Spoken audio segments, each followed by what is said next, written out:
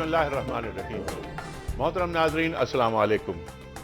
پیام صبح کے ساتھ ایک بار پھر حاضر میں ہوں آپ کا میزبان انیق احمد۔ محترم ناظرین، آج ہم پیام صبح میں ایک سیریز کا آغاز کر رہے ہیں، جیسا کہ میں نے ہفتے کے روز اعلان کیا تھا۔ ہم بات کریں گے سرکار دو عالم صلی اللہ علیہ وآلہ وسلم کے آخری خطبے کے تعلق سے، یعنی خطبہ حجۃ الوداع۔ اقرأ بسم ربک الذی خلق، خلق الانسان من علق، اقرأ وربک الاکرم الذی علم بالقلم، علم الانسان ما لم یعلم۔ پہلی وحی نازل ہوتی ہے۔ تبلیغ کا آغاز اس وقت نہیں ہوتا جب تک کہ اللہ تعالیٰ یعنی فرما دیتا ہے کہ یا ایھا المدثر قم فانذر وربک فکبر۔ کوہ صفا کی چوٹی پہ کھڑے ہوتے ہیں، سرکار دو عالم صلی اللہ علیہ وآلہ وسلم اپنے پیغام کا آغاز کرتے ہیں۔ خواتین و حضرات، 13 برس مکہ مکرمہ، 10 برس مدینہ منورہ۔ آتا ہے وہ وقت کہ جب 1,24,000 قدسی نفوس موجود ہیں اور آپ جبل رحمت میں کھڑے ہو کر آخری خطبہ ارشاد فرما رہے ہیں۔ 1,24,000 صحابہ موجود، مسلمین موجود، مومنین میں موجود، حجاج کرام موجود۔ آپ فرما رہے ہیں ایھا الناس ایھا الناس ایھا الناس۔ خواتین و حضرات، آخری عالمی انسانی منشور ارشاد ہو رہا ہے، آخری پیغمبرانہ وصیت ارشاد ہو رہی ہے۔ خواتین و حضرات، کیسا میگنا کارٹا، کیسا 1789 کا فرانس کا حقوق انسانی کا نوشتہ، کیسا 1791 کا ریاست ہائے امریکہ کا حقوق انسانی کا نوشتہ، کیسا دسمبر 1948 کا قومی اقوام متحدہ کی جنرل اسمبلی کا نوشتہ۔ خواتین و حضرات، الیوم اکملت لکم دینکم واتممت علیکم نعمتی ورضیت لکم الاسلام دینا۔ دین مکمل ہوتا ہے۔ خواتین و حضرات، خطبہ حجۃ الوداع پر تفصیلی گفتگو ہوگی اور ہم کوشش کریں گے کہ تمام نکات کا احاطہ کریں اور اپنے معزز علماء کرام سے سیکھیں اور معلوم کریں کہ آج جب یہ بات ہوتی ہے کہ یہ عالمی انسانی منشور ہے تو اس پر گفتگو کیوں نہیں ہوتی، اس کو پھیلایا کیوں نہیں جاتا، اور کیا ہم خطبہ حجۃ الوداع کو سامنے رکھ کر پورے عالم انسانیت کو کوئی پیغام دے سکتے ہیں، اور آج خطبہ حجۃ الوداع ہم سے کیا تقاضا کر رہا ہے۔ خواتین و حضرات، تفصیلی گفتگو ہوگی۔ اس وقت چلتے ہیں لاہور، جہاں منتظر ہیں ہمارے محترم خالد عثمان علوی صاحب، ممتاز قاری منتظر ہیں ہمارے۔ آئیے آیات ربانی کی تلاوت سے اس پروگرام کا آغاز کرتے ہیں۔ محترم قاری خالد عثمان علوی صاحب۔ اعوذ باللہ من الشیطان الرجیم،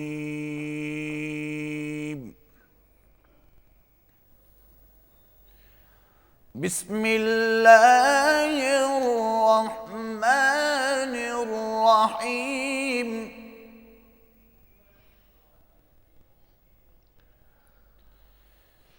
حرمت علیکم المیتۃ والدم ولحم الخنزیر وما أهل لغير الله به،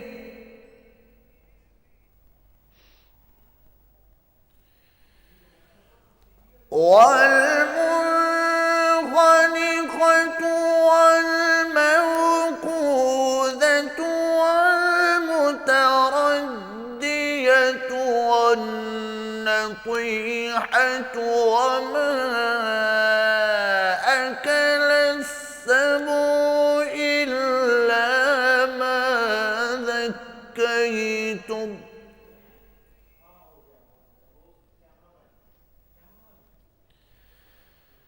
وما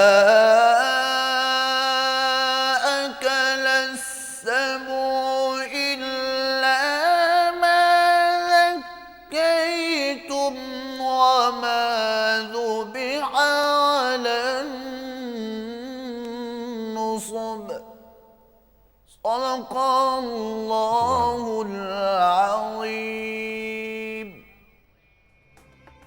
ماشاء اللہ ماشاء اللہ ماشاء اللہ ماشاء اللہ. قاری صاحب سلامت رہیے آپ. خواتین و حضرات، ان آیات مبارکہ کا ترجمہ اور حدیث رسول مقبول صلی اللہ علیہ وآلہ وسلم کے لیے موجود ہیں اور منتظر ہیں محترم محمد اسلم راؤ صاحب. آئیے ایک بار پھر لاہور چلتے ہیں. بہت بہت شکریہ انیک صاحب آپ کا. شروع اللہ کے نام سے جو بڑا مہربان نہایت رحم والا ہے. تم پر مرا ہوا جانور اور بہتا لہو اور سور کا گوشت اور جس چیز پر خدا کے سوا کسی اور کا نام پکارا جائے، اور جو جانور گلا گھٹ کر مر جائے، اور جو چوٹ لگ کر مر جائے، اور جو گر کر مر جائے، اور جو سینگ لگ کر مر جائے، یہ سب حرام ہیں. اور وہ جانور بھی جس کو درندے پھاڑ کھائیں مگر جس کو تم مرنے سے پہلے ذبح کر لو، اور وہ جانور بھی جو تھان پر ذبح کیا جائے.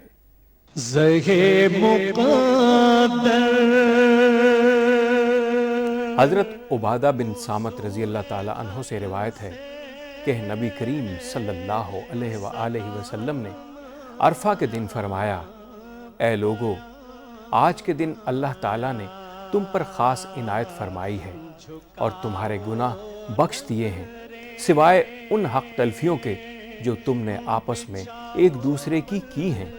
اور اللہ تعالیٰ نے تم میں سے خطا کاروں کو تم میں سے نیکوکاروں کے حوالے کر دیا ہے، اور نیکوکاروں نے جو مانگا ہے وہ انہیں عطا کر دیا ہے. اللہ کا نام لے کر روانہ ہو جاؤ. ویلکم بیک خواتین و حضرات. اس سے پہلے کہ ہم پروگرام کا آغاز کریں، مختصر تعارف اپنے معزز مہمانوں کا. تشریف فرمائے محترم مفتی منیب الرحمان صاحب. خواتین و حضرات، کون آپ سے واقف نہیں، مرکزی چیئرمین رویت ہلال کمیٹی پاکستان، ممتاز عالم دین، کئی کتابوں کے مصنف، صاحب نگاہ. ان کے ساتھ تشریف رکھتے ہیں محترم شجاع الدین شیخ صاحب. کون آپ سے واقف نہیں. خواتین و حضرات، میں تو آپ کے بارے میں صرف ایک بات یہ عرض کرتا ہوں کہ شیخ صاحب جب آپ بات کرتے ہیں تو ایک دنیا آپ کو سنتی ہے. کوئز روز ایک سوال رکھتے ہیں آپ کے سامنے، صحیح جواب آتے ہیں. بہت سارے افراد کے قرآن اندازی ہوتی ہے اور ایک خوش نصیب کی خدمت میں ہم گفٹ ہیمپر روانہ کرتے ہیں جو مشتمل ہوتا ہے کتابوں پر. پرسوں ہفتے کے دن ہم نے سوال رکھا تھا آپ کی خدمت میں کہ سرکار دو عالم صلی اللہ علیہ وآلہ وسلم نے اپنے آخری ایام میں کس ملک کی طرف فوجی مہم روانہ کرنے کا حکم دیا؟ درست آپشن ہے روم. آج کا سوال نوٹ فرما لیجئے.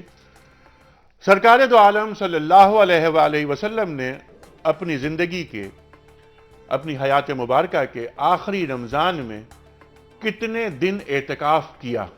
3 آپشنز. پہلا آپشن 10 دن، دوسرا آپشن 15 دن اور تیسرا آپشن 20 دن. خواتین و حضرات، آپ ہمیں ای میل کرتے ہیں، آپ ہمیں SMS کرتے ہیں اور آپ ہمیں ٹیلی فون کے ذریعے اپنے درست آپشنز روانہ کرتے ہیں. پروگرام کا آغاز مفتی منیب الرحمان صاحب سے کرتے ہیں. مفتی صاحب، آج ایک بہت بڑے ٹاپک کا ہم آغاز کر رہے ہیں اور ہمارے لیے سعادت کی بات ہے کہ اس کا آغاز ہم آپ سے کر رہے ہیں. خطبہ حجۃ الوداع. میں نے انٹرو میں کوئی بات کہنے کی کوشش کی، اقرا بسم ربک الذی خلق، پہلی وحی، اور وہاں سے پھر الیوم اکملت لکم دینکم واتممت علیکم نعمتی ورضیت لکم الاسلام دینا. دین مکمل ہو رہا ہے. اس سے پہلے کہ ہم جستہ جستہ خطبے کے نکات پہ آگے بڑھیں، ان 13 برس جو مکے میں گزارے اور جو 10 برس مدینے میں، اس 23 برس کا جو مجموعی طور پر تاثر ہے جس نے اس انقلاب اور اس خطبے کی بنیاد رکھی، اس پہ کچھ روشنی ڈالی. بسم اللہ الرحمن الرحیم. رسول اللہ صلی اللہ علیہ وآلہ وسلم نے جب نبوت کا اعلان فرمایا تو 13 سالہ مکی زندگی میں جو چیلنجز آپ کو درپیش تھے، وہ ایک تو توحید باری تعالیٰ کا انکار، شرک اور بت پرستی، قیامت، معاد اور جزا و سزا کا ایک طرح سے انکار، رسالت کے ادارے کو تسلیم نہ کرنا، اپنی آبائی جو روایات نسل در نسل چلی آ رہی تھیں، قبائلی تعصبات، خاندان پر تفاخر، انتقامی جذبات، اپنے سے کم تر کی تحقیر، یہ سارے چیلنجز آپ کے سامنے تھے۔ اور جس کو اسٹیٹس کہا جاتا ہے، جو اس زمانے میں اسٹیٹس کیا تھا، خاندان بڑا ہونا چاہیے، مین پاور اولاد کثیر ہونی چاہیے، مالی وسائل زیادہ ہونے چاہیے، اس کے مقابلے میں جو اس میرٹ پر نہ ہو اس کو کسی بھی درجے میں ایکسیپٹ نہ کرنا، قبول نہ کرنا۔ ان چیلنجز کو سامنے رکھتے ہوئے وحی ربانی اور ذات رسالت مآب صلی اللہ علیہ وآلہ وسلم نے سب سے پہلے وجود باری تعالیٰ، توحید باری تعالیٰ اور بعث بعد الموت یا قیامت اور جزا و سزا، ان کو عقلی بنیاد پر ایڈریس کیا۔ کیوں کہ اس وقت دلیل کی قبولیت یا رد کا جو ایک طرح سے متفق علیہ معیار تھا وہ عقل انسانی تھی، عقل سلیم تھی۔ اس بنیاد پر اسلام نے اپنا میسج پیش کیا اور کچھ اصولی باتیں صلاۃ کے بارے میں، صوم کے بارے میں، انفاق فی سبیل اللہ کے بارے میں، یہ یہاں سے تعلیم کا، پیغام کا آغاز ہوا۔ اور جیسا کہ آپ نے شروع میں اشارہ کیا کہ ابتدائی چند برسوں کے بعد جب ایک ایسا مرحلہ آیا تو پھر حکم ہوا کہ اب علانیہ کھل کر اللہ کے پیغام کو پہنچائیں۔ پھر اس کو جو وہاں کی قوتیں تھیں، جو ویسٹرن انٹرسٹ آج کل لوگ ٹرم استعمال کرتے ہیں، تو انہوں نے جب اپنے سیادت کے لیے، قیادت کے لیے اسے خطرہ سمجھا تو معاذ اللہ نبوت کو اور ذات نبوت کو ختم کرنے کا فیصلہ کیا، تدبیریں کی، مشورے کیے، پھر آپ کو وطن سے نکلنے پر مجبور کیا۔ مدینہ منورہ میں جب ختم المرسلین صلی اللہ علیہ وآلہ وسلم پہنچے تو وہاں آپ نے ایک اسلامی ریاست کی بنیاد قائم فرمائی۔ جب ریاست قائم ہوئی تو پھر ایمانیات، عبادات، معاملات، اخلاقیات، جہاد، اس کے ادارے قائم ہوئے۔ اب جو مخالفین کا ہدف صرف ذات رسالت مآب ہی نہیں، وہ پوری اسٹیٹ تھی، پوری ریاست تھی، اور اس ریاست کو چیلنج کیا اور بار بار اس پر لشکر کشی کی۔ لیکن اس وقت جو مومنین خالصین تھے انہوں نے اللہ کے رسول کے ساتھ کھڑے ہو کر عزیمت کے ساتھ، استقامت کے ساتھ اس باد مخالف کی تندی کو اور تیزی کو، اس کو بتدریج کچلا اور ختم کیا، یہاں تک کہ پھر غزوہ بدر، غزوہ احد، غزوہ احزاب، غزوہ تبوک، فتح مکہ، یہ سارے مسائل آتے رہے۔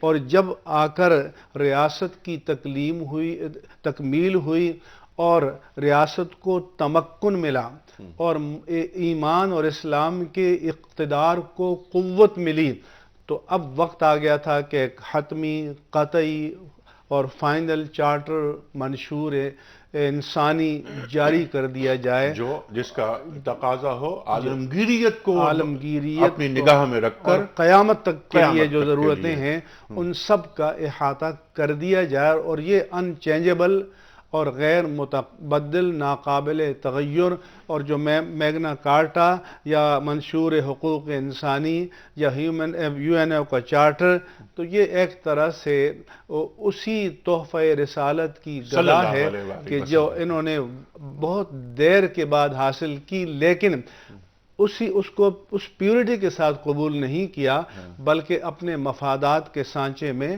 ڈھال کر اور اپنے تحفظات کو قائم رکھتے ہوئے، مفادات کو قائم رکھتے ہوئے جاری کیا۔ لیکن وہ پیغام جو حجۃ الوداع کے موقع پر عرفات سے جاری ہوا، اس کی چمک، اس کی قوت، اس کی طاقت، اس کی دعوت، اس کی اپیل، اس کی پذیرائی عالمی آج ہے، بھی اسی معراج پر موجود ہے۔ اقبال فرماتے ہیں نا کہ مکے نے دیا خاک جنیوا کو یہ پیغام، جمعیت اقوام کے جمعیت آدم، جمعیت آدم کی بات ہوتی ہے۔ شجاع صاحب، یہ ایمانیات، اخلاقیات، مکے کے 13 برس، مدینہ تشریف لاتے ہیں سرکار دو عالم صلی اللہ علیہ وسلم، غزوات یعنی ایمانیات، اخلاقیات، پھر غزوات، 8 ہجری میں فتح مکہ، 9 ہجری میں غزوہ تبوک، 9 ہجری میں عام الوفود، لوگ جوق در جوق دین کو قبول کر رہے ہیں، یدخلون فی دین اللہ افواجا۔ اس کے بعد خطبہ، حجۃ الوداع۔ اس پر یہی سوال جو رکھا تھا میں نے مفتی صاحب کے سامنے، میں چاہ رہا ہوں اسی بات پر جو آپ آگے بڑھائیں اس کو، کہ یہاں پر اظہار دین ہو رہا ہے، اور اظہار دین کا جو وعدہ کیا تھا اللہ تعالیٰ نے وہ پورا ہو رہا ہے۔ اعوذ باللہ من الشیطان الرجیم، بسم اللہ الرحمن الرحیم۔ رسالت مآب صلی اللہ علیہ وسلم خاتم النبیین، خاتم المرسلین ہے صلی اللہ علیہ وسلم، تو نبوت کی جو کامل شان ہے وہ آپ کی حیات طیبہ اور آپ کی مبارک جد و جہد میں ہمیں دکھائی دیتی ہے، جس کی طرف آپ نے اشارہ کیا۔ 3 مرتبہ یہ آیت قرآن میں آتی ہے اور بارہا ہم نے اس میں گفتگو بھی کی ہے۔ هو الذی ارسل رسولہ بالہدی ودین الحق لیظہرہ علی الدین کلہ، وہی اللہ ہے جس نے اپنے رسول صلی اللہ علیہ وسلم کو الہدا، مکمل ہدایت نامہ قرآن دے کر بھیجا، اور دین حق، دین اسلام دے کر بھیجا، مکمل ضابطہ حیات، تاکہ آپ اسے کل کی کل نظام زندگی پر غالب فرما دیں۔ بات شروع اقرا سے، تو غار حرا سے جو بات شروع ہوتی ہے وہ پہنچتی ہے حجۃ الوداع تک۔ وہی رسالت مآب صلی اللہ علیہ وسلم جو معاشرے کی افراتفری میں غور و فکر فرمایا کرتے تھے، جہاں بت پرستی بھی ہے، جہاں شرک بھی ہے، جہاں غلاموں کی زندگی اجیرن نے جن کو جانوروں کی سطح پر زندگی بسر کرنے پر مجبور کیا گیا، جہاں عورتوں کی حقوق کی پامالی بھی دکھائی دیتی ہے، جہاں زنا و شراب کی کثرت بھی دکھائی دیتی ہے، اور جہاں آخرت کا انکار بھی دکھائی دیتا ہے، یہی غور و فکر وہ تنہائی میں آپ کو لے گیا جس کو ہم غار حرا کی تنہائی کہتے ہیں، اور وہاں وہ روشنی ملنا شروع ہوئی اقرأ بسم ربک الذی خلق کی، کہ رب العالمین کی طرف سے کلام الہی کا نزول شروع ہوا، اور ان مسائل کے لیے حل کے حوالے سے روشنی آنا شروع ہوئی، اور اسی روشنی کو لے کر رسالت مآب کھڑے ہوئے۔ جیسے سورہ مدثر کا آپ نے ذکر کیا کہ وَرَبَّكَ فَكَبِّرْ، کہ اپنے رب کی بڑائی کا بول بالا کیجئے اے نبی صلی اللہ تعالی علیہ وسلم۔ اس 23 برس کی محنت جس میں غلبہ دین پیش نظر تھا، جہاں عقائد کی، عبادات کی، اخلاقیات کی، معاملات کی، رسومات کی درستگی بھی پیش نظر تھی، وہیں افراد انسانی میں معاشرت کی، معیشت کی، عدالت کی، ریاست کی، سیاست کی تبدیلی اور درستگی بھی مطلوب تھی۔ ایک لفظ میں کہا جائے تو وہ یہ تھا کہ یہ ساری زمین، یہ ساری کائنات اللہ کی ہے، ایک ایک فرد اور پورا معاشرہ، حتیٰ کہ پورا نظام اور ریاست اسی رب العالمین کی حاکمیت کے تحت آ جائے۔ یہ مشن تھا جناب رسول کریم صلی اللہ تعالی علیہ وسلم کا۔ مکے کے 13 برس ہمیں قرآن کی تلوار تو دکھائی دیتی ہے، یتلو علیہم آیاتہ ویزکیہم ویعلمہم الکتاب والحکمہ، قرآن کی آیات کی تلاوت، قرآن کے ذریعے سے تزکیہ، قرآن ہی کے احکامات کی تعلیم اور حکمت و دانائی کی باتیں سکھایا جانا، ایک جماعت کا تیار کیا جانا کہ جن کو اللہ والا بنایا جائے، جن کے دلوں میں خوف خدا، خوف آخرت پیدا ہو، جن کو آخرت مطلوب ہو جائے دنیا کے مقابلے میں، اور وہ اپنی جان تک کا نذرانہ پیش کرنے کو اپنی سب سے بڑی سعادت سمجھیں۔ یہی جماعت جب منظم ہوتی ہے اور رب العالمین کی طرف سے ہجرت کا حکم بھی آتا ہے اور مدینہ طیبہ میں ایک بیس میسر آتا ہے، تو پھر قرآن کی تلوار کے ساتھ ایک دوسری تلوار بھی کھڑی ہوتی ہے، اور پھر ہمیں بدر، احد، احزاب، فتح مکہ اور غزوہ تبوک بھی دکھائی دیتے ہیں۔ گویا یہ انقلابی جد و جہد جہاں پہلے افراد کی تزکیے سے شروع ہوئی اور ایک معاشرے کی تطہیر پر جا رہی تھی، اب ایک انقلابی فیس کے اندر آ گئی جہاں باطل سے ٹکراؤ بھی ہوتا ہے، اور 259 مقدس صحابہ کی جانوں کی نذرانے بھی دکھائی دیتے ہیں، اور جس کے نتیجے میں جو ایک نظام برپا ہوا، اور اس نظام کو کیونکہ آگے چلنا تھا، نبوت کا ختم نبوت تو ہو گئی رسالت مآب صلی اللہ علیہ وسلم پر، مگر کار رسالت کیونکہ جاری تھا، تو یہی جد و جہد کے نتیجے میں جو یہ 1.5 لاکھ کے قریب نفوس میسر آئے، ان کے سامنے وہ عالمگیر منشور رسالت مآب نے پیش بھی فرمایا صلی اللہ علیہ وسلم، اور جو تحریک غار حرا سے شروع ہوئی اب وہ امت کو منتقل ہو رہی ہے۔ آخر میں یہ بھی فرمایا گیا فَلْيُبَلِّغِ الشَّاهِدُ الْغَائِبُ، جو تم میں سے آج موجود ہے اس پیغام کو آگے لے کر بڑھے، اور رب کی طرف سے تائید بھی آ گئی کہ الْيَوْمَ أَكْمَلْتُ لَكُمْ دِينَكُمْ، کہ آج کے دن میں نے تمہارے لیے تمہارے دین کو مکمل فرما دیا۔ ٹھیک ہے، اور تلقین ہو رہی ہے، تاکید ہو رہی ہے کہ اس پیغام کو ان تک پہنچا دو جو موجود نہیں ہے۔ ہو سکتا ہے کہ جس کو یہ پیغام ملے وہ سمجھ میں زیادہ ہو پہنچانے والے سے. پہنچانے والے سے. بالکل. ٹھیک. مفتی صاحب یہاں جو بات کی شیخ صاحب نے مکی زندگی جس میں ایمانیات یتلو علیہم آیاتہ ویزکیہم اس پہ تفصیلی گفتگو ہو گئی. پھر مدینہ منورہ تشریف لائے, سرکار دو عالم صلی اللہ علیہ وآلہ وسلم اور ریاست کا قیام, اس کے بعد غزوات کا آغاز, 2 ہجری میں بدر, 9 ہجری میں تبوک. ہم آگے تک چلتے ہیں کہ حنین و بدر و خندق ہے جنوں کی جلوہ گاہیں جو اقبال فرما رہے ہیں. یہ فرمائیے کہ کیا حق کی اشاعت شمشیر کی حمایت کے بغیر نہیں ہو سکتی؟ آپ کے اس سوال کا جواب دینے سے پہلے ایک دو باتیں اجازت ہو تو عرض کروں. فرمائیے سر. کہ آپ نے فرمایا کہ کم و بیش 1,24,000 صحابہ کرام تھے. جی. انبیاء کرام کی تعداد بھی کم و بیش 1,24,000 ہے. تو اس کا مطلب یہ ہے کہ وہ پورا جو انبیاء کرام کا مشن تھا سبحان اللہ, وہ ختم المرسلین صلی اللہ علیہ وآلہ وسلم کے وسیلے سے صحابہ کرام کو اور صحابہ کرام کے وسیلے سے امت کو ٹرانسفر ہو رہا تھا. یہ رسپانسبلٹی اور یہ ذمہ داری جس کو ہم دعوت دین, ابلاغ دین اور اقامت دین سے تعبیر کرتے ہیں. دوسرا جو آپ نے فرمایا کہ فرب مبلغ اوعى من سامع اور افقہ من سامع, حضور اکرم صلی اللہ علیہ وسلم نے 2 کلمے ارشاد فرمائے کہ جو ڈائریکٹ سننے والا ہے وہ جو شاہد ہے فَلْيُبَلِّغْ شَاهِدُ الْغَائِبَ, ان تک پہنچا دے جو آج یہاں پر موجود نہیں ہے. مبلغ پہنچانے والا, مبلغ جسے پہنچایا جائے. تو فرمایا کہ جس کو پیغام پہنچایا جاتا ہے کبھی ایسا ہوتا ہے کہ ڈائریکٹ سننے والے سے بھی زیادہ وہ اس کی حفاظت کرتا ہے اور اہل ہوتا ہے اور افقہ ہے, کیونکہ اس وقت تک سوسائٹی, معاشرت, نظام ریاست سمپلسٹی میں تھا, سادگی میں تھا. اس لیے فرمایا کہ اب معاشرت پھیلے گی تو پیچیدگیاں, کمپلیکسٹیز آئیں گی.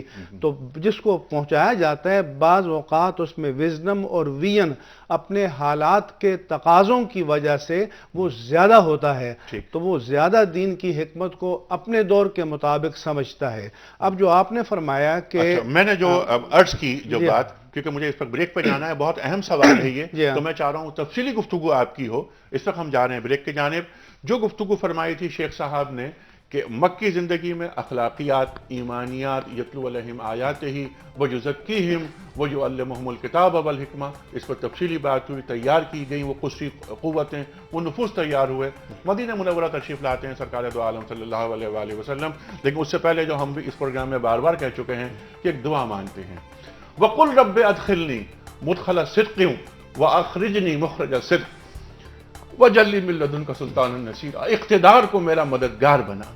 خواتین و حضرات, میرا سوال یہ ہے کہ جس طرح جہاد کی مہمات کا آغاز ہوا, غزوہ بدر کیا ہے؟ پہلی فاتحانہ پیش قدمی غزوہ بدر کا سلسلہ جاتا ہے فتح مکہ تک, اور فتح مکہ کے بعد آخری جو خطبہ ہے حجۃ الوداع جس پہ ہم بات کر رہے ہیں آج, وہاں تک یہ بات پہنچتی ہے. میرا سوال یہ ہے جو میں بریک پہ سے واپس آنے کے بعد ایک بار پھر رکھوں گا کہ کیا حق کی اشاعت تلوار کی حمایت کے بغیر ممکن نہیں ہے؟ آ رہے ہیں بریک کے بعد.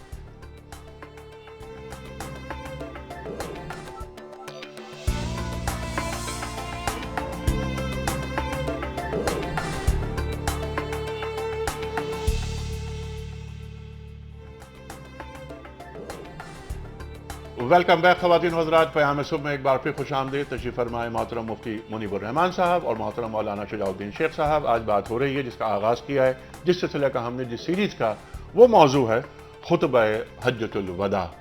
خواتین و حضرات, اس سے پہلے کہ گفتگو کا سلسلہ آگے بڑھائیں, میں آج کا جو سوال ہے وہ ریپیٹ کرنا چاہتا ہوں آپ کے سامنے. آج ہم نے سوال یہ رکھا ہے کوئز کمپٹیشن میں کہ سرکار دو عالم صلی اللہ علیہ وآلہ وسلم نے اپنی حیات مبارکہ کے آخری رمضان میں کتنے دن اعتکاف کیا؟ 3 آپشنز, 10 دن, 15 دن اور 20 دن. خواتین و حضرات, ای میل ایڈریس, ٹیلی فون نمبرز اور SMS کے لیے نمبر اسکرین پر آ رہا ہے, نوٹ فرمائیں اور درست جواب روانہ فرمائیے. خواتین و حضرات، اس موضوع پر بہت سی کتابیں منظر عام پر آئیں، یعنی خطبہ حجۃ الوداع کے موضوع پر، لیکن ایک کتاب جو منشور حق کے نام سے آئی اور اس نے علمی اور ادبی جو محفلیں ہیں ان میں بڑی پذیرائی حاصل کی. اس کتاب کے مصنف ہیں محترم بابا عرفان الحق صاحب، جن کا تعلق جہلم سے ہے. ہماری خوش بختی کہ اس وقت بابا عرفان الحق صاحب ٹیلی فون لائن پہ ہمارے ساتھ ہیں. بابا السلام علیکم. وعلیکم السلام جناب. سب سے پہلے میں آپ کا بڑا شکر گزار ہوں کہ آپ نے ہمیں وقت دیا. بہت شکریہ آپ کا. تشریف فرمائیں. ہمارے پاس مفتی منیب الرحمان صاحب اور شجاع الدین شیخ صاحب. آج ہم بات کر رہے ہیں اسی موضوع پر جس پر آپ کی کتاب بھی منظر عام پہ آ چکی ہے. بابا سب سے پہلے میرا سوال آپ کی خدمت میں یہ ہے کہ جو خطبے کا آغاز ہو رہا ہے اس میں معبود حقیقی کی بات ہو رہی ہے، توحید کی بات ہوتی ہے، رسالت کی بات ہوتی ہے اور روز آخرت کی بات ہوتی ہے. توحید، رسالت، قیامت. لیکن جو گفتگو ہو رہی ہے وہاں پر موجود ہیں صحابہ اکرام رضوان اللہ تعالی اجمعین، حجاج کرام، تمام مسلمان ہیں، لیکن ایھا الناس ایھا الناس ایھا الناس مخاطبت ہو رہی ہے. اس میں کیا حکمت ہے؟ دیکھیں سر، اس میں ایک بہت آسان سی بات ہے، کوئی مشکل بات نہیں ہے.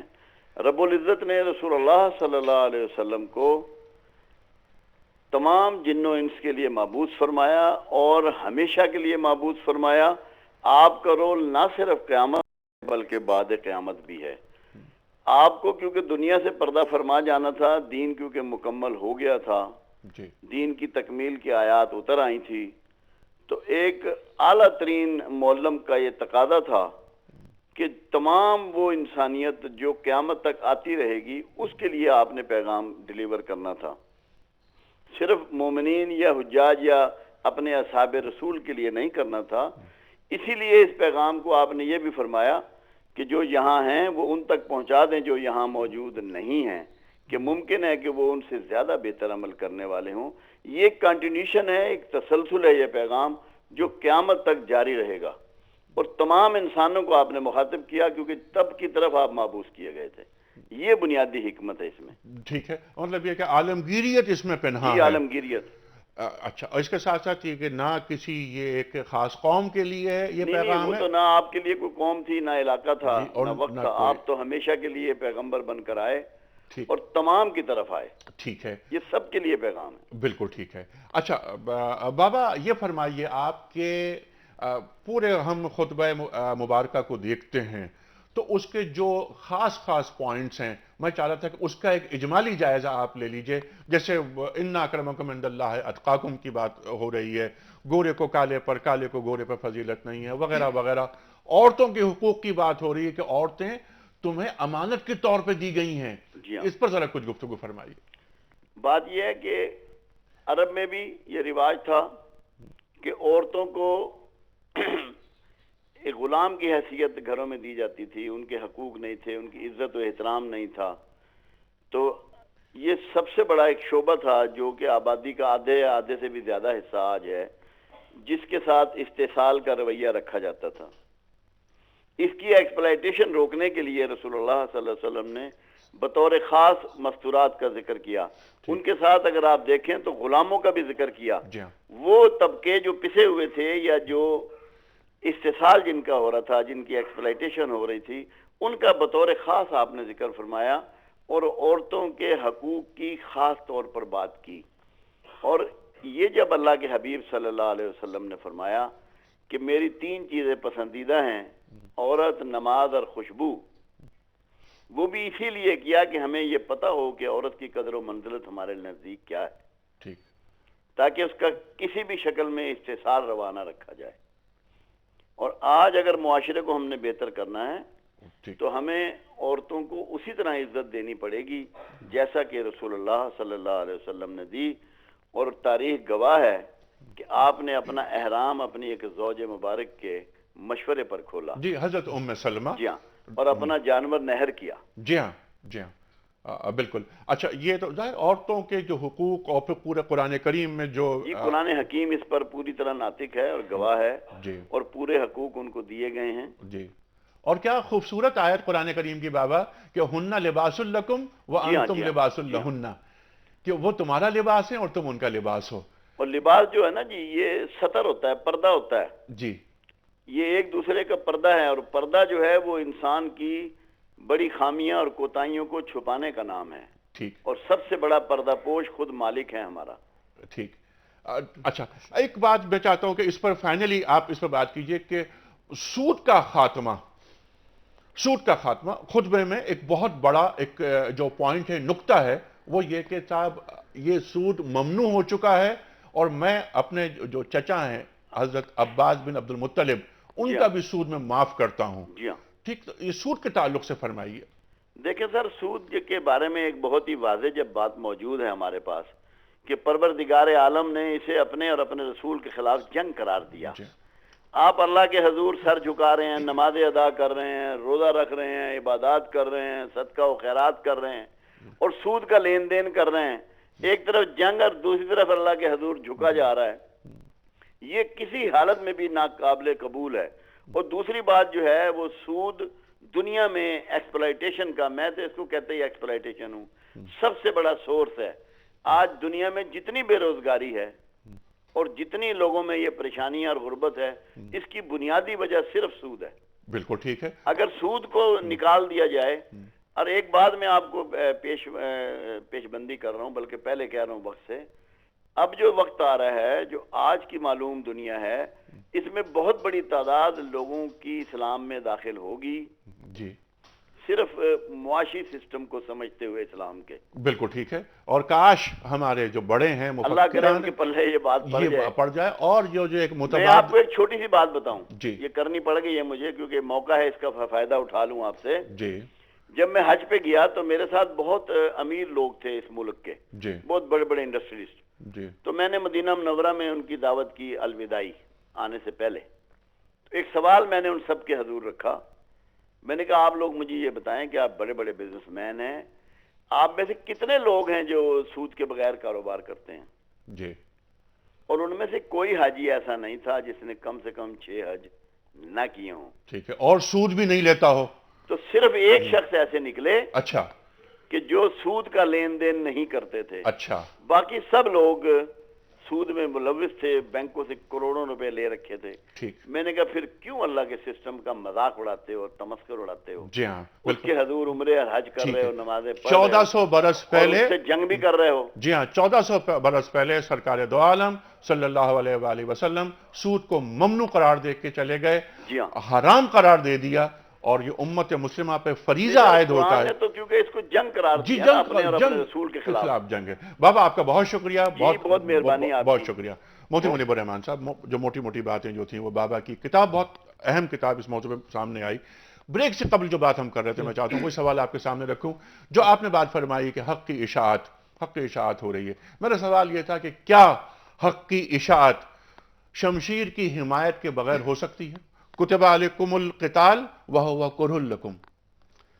میں اسی سوال کا جواب دینے جا رہا ہوں، لیکن ناظرین کو ایک عاجزانہ مشورہ دوں کہ کبھی کبھی آدمی سبقت لسانی میں معبوس کہہ دیتا ہے، لیکن یہ لفظ مبعوث ہے جسے برپا کیا گیا ہو، اللہ کی طرف سے بھیجا گیا ہو، اور معبوس کے معنی بالکل الٹ کے ہیں، کیونکہ عبث کے معنی بیکار کے ہیں، ٹھیک ہے، اور معبوس کے معنی ہوں گے جس کو بیکار بنا دیا گیا ہو۔ افحسبتم انما خلقناکم عبثا۔ اب جو آپ نے سوال کیا، مسئلہ یہ ہے کہ آج بھی وہ مسلمانوں سے مہربان یہی چاہتے ہیں کہ یہ ہمیں اور ہمارے سسٹم کو چیلنج نہ کریں۔ اس سے نہیں منع کرتے کہ آپ تبلیغ نہ کریں، آپ دعوت نہ دیں، آپ اپنا پیغام نہ پہنچائیں، اور انہوں نے جو لوگ پلانٹ کیے مسلمانوں میں، وہ بھی اسی لیے پلانٹ کیے جو آج بھی پلانٹڈ موجود ہیں کہ مسلمان کسی کے آگے مزاحمت نہ کریں، سرنڈر کریں۔ تو میرا سوال یہ ہے کہ اگر اسلام کوئی انقلابی پیغام ہے، اگر ہم مانتے ہیں کہ اسلام انقلابی پیغام ہے، اگر ہم مانتے ہیں کہ ظلم کے نظام کو، استحصال کے نظام کو، شر کے نظام کو اسلام مٹانے کے لیے آیا ہے، تو پھر وہ جو ظلم کے حامی، شر کے حامی، استحصال کے حامی، اس میں پلنے والے، وہ اس نظام کو چیلنج تو کریں گے، مزاحمت تو کریں گے، تو پھر اس مزاحمت تو طاقت سے ہوگی۔ اور آج بھی چاہتے ہیں کہ ہم اچھے بچے بن جائیں، کوئی ہمیں کچھ کہے ہم آنکھ اٹھا کر نہ دیکھیں، پیچھے مڑ کر نہ دیکھیں. تو میں کہتا ہوں کہ اپنے ایمان کو ٹیسٹ کرنا ہو تو اس طرح ٹیسٹ کیا کرو کہ کیا باطل مجھے چیلنج سمجھ رہا ہے. اگر باطل مجھے چیلنج نہیں سمجھ رہا تو اس کے معنی ہے کہ مجھ میں کوئی انقلابیت نہیں ہے، میں سبحان اللہ، تغیر کا سبحان داعی نہیں ہوں، میں ظلم کے نظام کو مٹانے نہیں آیا. تو چونکہ اللہ جل شانہ عز و جل کے آخری رسول مکرم صلی اللہ علیہ وآلہ وسلم حتمی اور قطعی طور پر ظلم کو، عدوان کو، بغی کو، سرکشی کو، تمرد کو، مخلوق کی خدائی کو مٹانے آئے تھے، تو پھر سارے جو باطل خدا تھے وہ آگے کھڑے ہو گئے.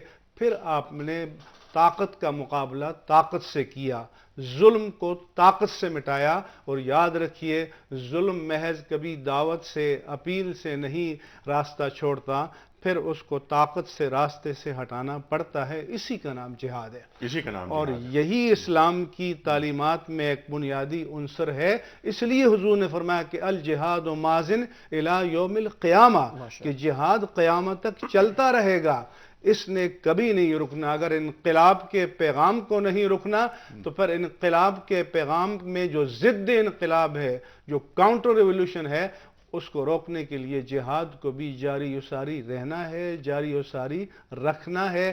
اس سے کوئی مفر نہیں ہے. ہاں ان لوگوں کے لیے ہے کہ جن کا پیغام ہو کہ سرنڈر کر دو باطل کے آگے، لیٹ جاؤ باطل کے آگے، خود کو ان کے سامنے قابل قبول بناؤ، اپنی عافیت کو عذر بنا وہ لو. ہمارے ہاں پنجابی زبان میں کہتے ہیں کہ بندے دے پتر بن جاؤ. بالکل ٹھیک ہے. کچھ کالز مفتی صاحب لے لیتے ہیں، پھر میں چاہتا ہوں اس موضوع پر آپ بھی بات کیجیے. جی السلام علیکم. جی وعلیکم السلام. جی فرمائیے سر. جی طلعت محمود بول رہا ہوں پتوکی سے. جی طلعت صاحب. جی میرا سوال یہ ہے کہ حجۃ الوداع کے موقع پر نبی پاک صلی اللہ علیہ وسلم نے جو دین حق کی اشاعت کے لیے امت کو ذمہ داری عطا کی تھی، جی کیا اس ذمہ داری کو نبھانے کے لیے ہر مسلمان کا عالم دین ہونا ضروری ہے؟ اچھا، ہر مسلمان کا کیا عالم دین ہونا ضروری ہے؟ یا جی جس طرح ایک مثال، یہ مثال میں اس طرح سمجھاتا ہوں جس طرح ایک ڈاکٹر کا مطلب کہ علاج کرنا ڈاکٹر ہونا ضروری ہے، ہر بندہ اس کا علاج نہیں کر سکتا. بالکل ٹھیک ہے، بالکل ٹھیک ہے، آپ کا سوال پہنچا. بالکل ٹھیک ہے، بالکل. اگلا سوال لیتے ہیں. جی السلام علیکم. جی السلام علیکم جناب والا، ٹی وی کی آواز ذرا پلیز بند کر دیجئے. جی میں نے یہ پتہ کرنا تھا صدقہ کے بارے میں. صدقہ جی صدقے کے بارے میں سب سے افضل صدقہ کس کو کہا جا سکتا ہے؟ سب سے افضل صدقہ کسے کہتے ہیں؟ ٹھیک، بہت اچھے سوالات دونوں ہم رکھتے ہیں علماء کے سامنے. لیکن اس سے پہلے میں چاہتا ہوں کہ اس موضوع پہ جو بات کر رہے تھے مفتی صاحب، حق کی اشاعت، آپ نے بالکل وضاحت سے مفتی صاحب نے بات کر دی، بیان کر دی. یہی سوال آپ کے سامنے. یہ بہت خوبصورت بات مفتی صاحب نے اشاعت فرمائی.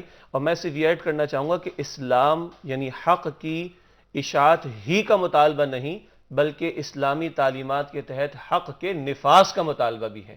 اشاعت پروپیگیشن اور نفاذ امپلیمنٹیشن، اسٹیبلشمنٹ اس کی ہو جائے. اور یہی وہ بنیادی ذمہ داری تھی تمام انبیاء اور رسول کی. اگر ہم سورۃ الحدید آیت نمبر 25 کا مطالعہ کریں تو اللہ تعالیٰ ایک انقلابی مشن رسولوں کا بیان فرماتے ہیں. لقد ارسلنا رسولنا بالبینات وانزلنا معهم الکتاب والمیزان لیقوم الناس بالقسط. ہم نے رسولوں کو بھیجا، معجزات عطا فرمائے، کتاب عطا فرمائی، شریعت کی میزان عطا فرمائی. صرف اس لیے نہیں کہ اس کو پڑھ لیا جائے اور پڑھا دیا جائے، نہیں، لیقوم الناس بالقسط، تاکہ انسانیت عدل پر قائم ہو جائے، جسٹس پر قائم ہو جائے. یہی وہ بات ہے جو رسول اکرم صلی اللہ علیہ وسلم کا مشن تھا. سورہ شورى کی آیت نمبر 15 میں بات آتی ہے وَأُمِرْتُ لِأَعْدِلَ بَيْنَكُمْ، اور مجھے حکم دیا گیا کہ میں تمہارے درمیان عدل کو قائم کر دوں. آج بدقسمتی سے تصور دین محدود ہو گیا. آج لوگ بڑا خوش ہے کہ ہم نے حج ادا کر لی، عمرے ادا کر لیے. آج لوگ اس پر بھی خوش ہیں کہ دیکھیے امریکہ میں بھی جو ہے روزے رکھنے کی اجازت ہے اور ہمیں نمازیں ادا کرنے کی اجازت ہے، حتیٰ کہ وہ جیلوں میں ہمارے مسلمان بھائیوں کو دعوت دینے کی بھی اجازت دیتے ہیں. لیکن سوال یہ ہے کہ کیا رسول اللہ صلی اللہ علیہ وسلم صرف نمازیں ادا کی؟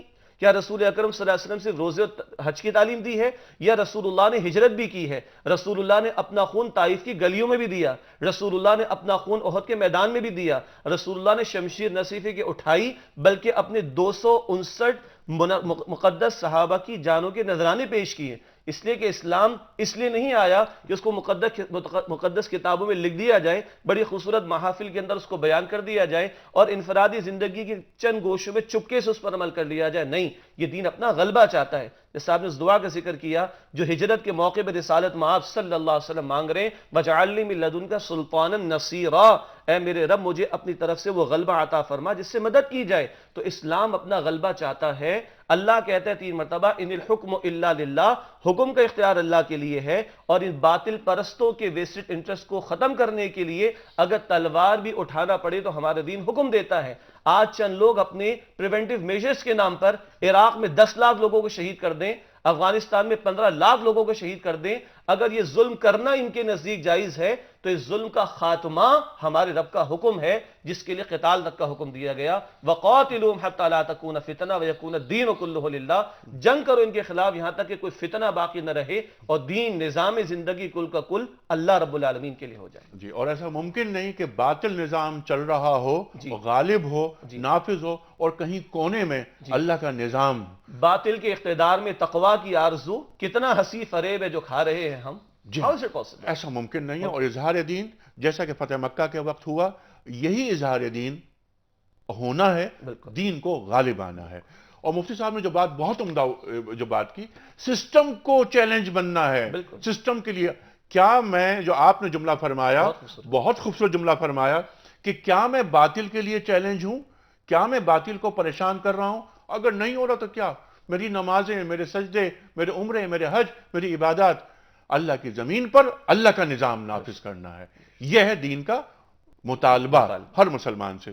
جو 2 سوالات آئے تھے میں چاہ رہا ہوں اس کا جوابات آپ دے دیجئے کیونکہ وقت بہت کم ہے. کیا ہر شخص کو عالم دین ہونا چاہیے؟ ہر شخص کو فقیہ اور متخصص فی الدین ہونا ضروری نہیں ہے. یہ سوسائٹی اوبلیگیشن ہے، کمیونٹی اوبلیگیشن ہے، پوری امت پر فرض کفایہ ہے. لیکن ہر مسلمان اور مومن کو ضروریات دین کا جاننا ضروری ہے، چاہے ان ضروریات کا تعلق ایمانیات سے ہو، عبادات سے ہو، عقائد سے ہو، معاملات سے ہو. یہ جاننا ضروری ہے.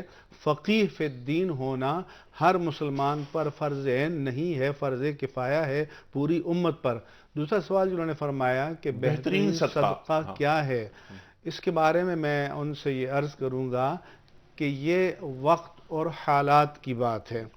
مثلا اگر مسلمانوں کو پینے کا پانی دستیاب نہیں تو حضور سے جب پوچھا گیا تو آپ نے فرمایا کہ بہترین صدقہ کنواں کھودنا ہے تاکہ پیاسوں کو پانی مل جائے. بھوک سے کوئی مر رہے ہوں لوگ تو پھر بہترین صدقہ لوگوں کو خوراک دینا ہے تاکہ ان کی بقائے حیات کا اہتمام ہو جائے. اور اگر کوئی ایسی صورت آ گئی ہے کہ لوگ بیماریوں کا شکار ہیں تو بہترین صدقہ لوگوں کو امراض اور ہلاکتوں سے بچانا ہے. اسی طرح اگر اسلام پر باطل کی یرغار ہو گئی ہے تو پھر بہترین صدقہ ان لوگوں کی مدد ہے جو باطل کے مقابل سد راہ بن جائیں. اس لیے میں کہوں گا کہ یہ آل ٹائمز اسپیسیفائیڈ نہیں ہے بلکہ یہ کمپریہنسو ہے، ورٹیکلی اور ہاریزنٹلی، عمودی اعتبار سے، افقی اعتبار سے یہ دیکھنا ہوگا کہ دین کو اس وقت کی ضرورت کیا ہے. اس لیے جب حضور سے پوچھا گیا کہ افضل عبادت کیا ہے تو سائل کو دیکھ کر کبھی آپ نے فرمایا کہ الصلاۃ لوقتہا، کبھی سائل کی کیفیت کو دیکھ کر فرمایا کہ الجہاد فی سبیل اللہ. تو اس لیے حضور نے حالات و واقعات اور صدقے کی جو سب سے آسان شکل ہے وہ یہ کہ اپنے بھائی کو دیکھ کر مسکرا کر بات کرے ان سے. میں چاہتا ہوں شیخ صاحب آپ اس پر ذرا بات فرما لیجئے تاکہ ہم پروگرام صدقے کے حوالے جی صدقے کے حوالے. ماشاءاللہ تمام باتیں بالکل صحیح ہیں اور بہت خوبصورت ہیں. اصل شے یہ ہے کہ کس وقت دین کو مطلوب کیا ہے، یہ نہیں کہ مجھے کیا اچھا لگ رہا ہے. کس وقت دین کو مطلوب کیا ہے یہ اصل ہے اس موقع پر جس کو صدقہ بہترین صدقہ کہا جائے گا. اور ہاں یاد رہے ایک دفعہ اللہ کے رسول نے یہ بھی فرمایا کہ بہترین صدقہ وہ ہے کہ جس کے دینے کے بعد بندہ خود محتاج نہ ہو جائے. بعض اوقات یہ جذبہ اس قدر آگے بڑھ جاتا ہے کہ انسان پر اپنی جو ذمہ داریاں ہیں زیر کفالت لوگوں کی وہ ان کو فراموش کر کے دوسروں پہ ہی لگا دیتا ہے. فرمایا کہ نہیں، بہترین صدقہ وہ ہے کہ جس کے دینے کے بعد بندہ خود محتاج نہ ہو جائے. بالکل ٹھیک ہے. اچھا مفتی صاحب، صدقے کو ہم نے صرف مالی معاملات تک محدود کر لیا ہے، یہ ایک مسکنسپشن ہے. بالکل، صدقہ ایک بہت کمپریہنسو لفظ ہے. مالی معاملات کے لیے جو اسپیسیفائی ٹرم ہے وہ زکوٰۃ ہے، وہ انفاق فی سبیل اللہ ہے، وہ ایتائے مال ہے.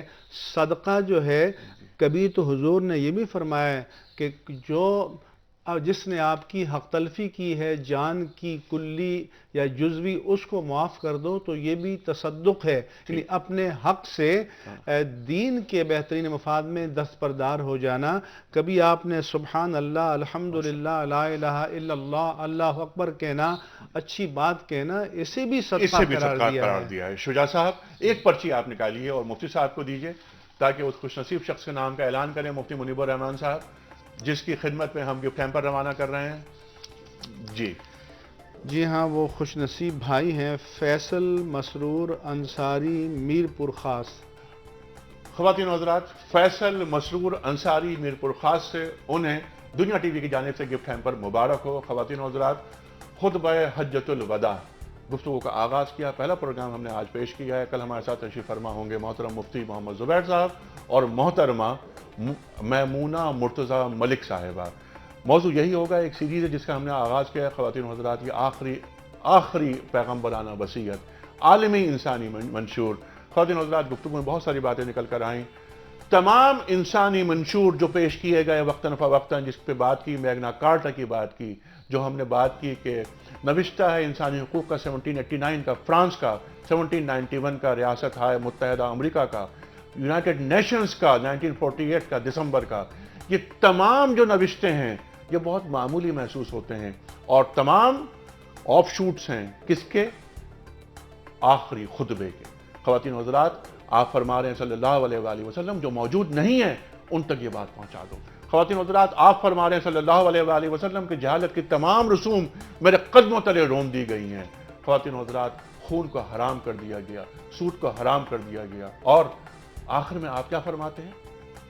پوچھتے ہیں مجمع سے، کیا میں نے حق رسالت ادا کر دیا؟ مجمع کی آواز آتی ہے نعم، ہاں. اللہ تعالیٰ کے رسول فرماتے ہیں صلی اللہ علیہ وآلہ وسلم، اللہم اشہد، اللہم اشہد، اللہم اشہد. اے اللہ تو گواہ رہنا، اے اللہ تو گواہ رہنا، اے اللہ تو گواہ رہنا. خواتین و حضرات، خطبہ حجۃ الوداع پہ ہم کتنا عمل کر رہے ہیں؟ یہ جو 6 فٹ کی حکومت اپنے بدن پہ ہمیں ملی ہوئی ہے، کیا ہم نے اس خطبے کا اطلاق اور نفاذ خود پر کیا ہے؟ نہیں کیا. خواتین و حضرات، ہماری زبان تو مسلمان ہوتی ہے، ہمارا دل مسلمان نہیں ہوتا. کل انشاءاللہ اسی موضوع کو لے کر آگے چلیں گے. کل تک کے لیے اپنے میزبان انیق احمد کو اجازت دیجیے. خدا حافظ.